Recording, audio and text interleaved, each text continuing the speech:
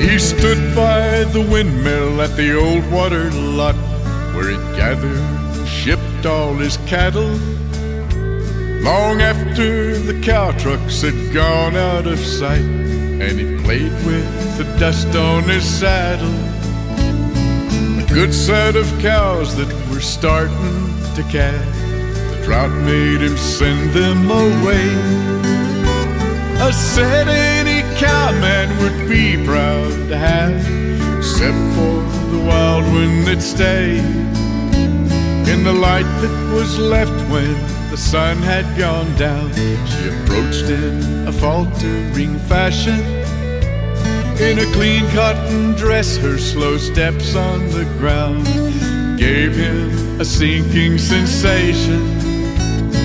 The tenseness in her step and her uneven brow said she had changes in mind.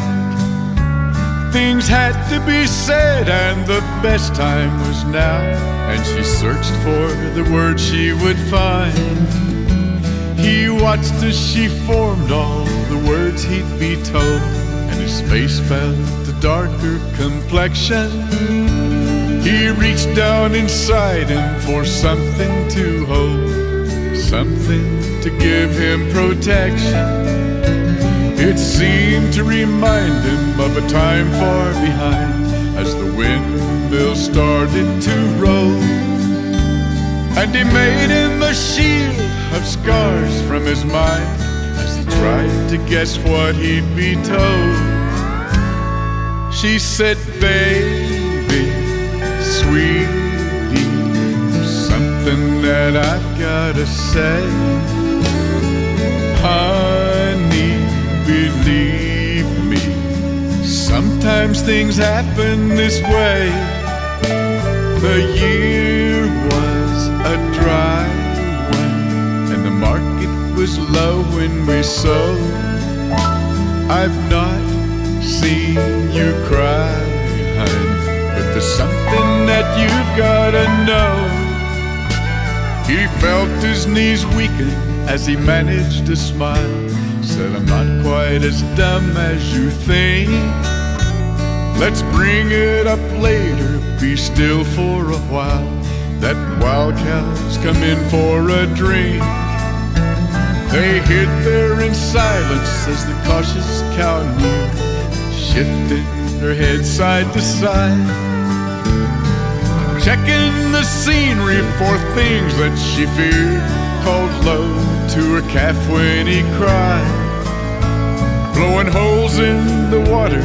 She drank loud and long, and then rattled rocks out of sight. The silence was broken by, "Babe, when you're gone, don't worry, I'll be alright." She took a step backward, her face going wild. Said, "It's time you learned the facts. With all of your stress now, I'm carrying your child. I didn't know how you'd react." He stood in amazement at what he'd been told, so far from what he'd expected. He thought he would hear he was losing his hope on the girl he'd so badly neglected. He tried to prevent making mud on his cheek, and he held her so she wouldn't know. And he said what he felt when he finally could speak.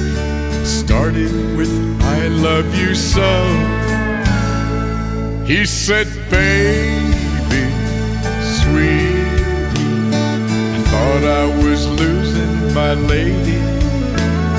I love you completely. You tell me I'm gaining a baby. We're so blessed now. Thank you for being my wife. Our pastures can rest now.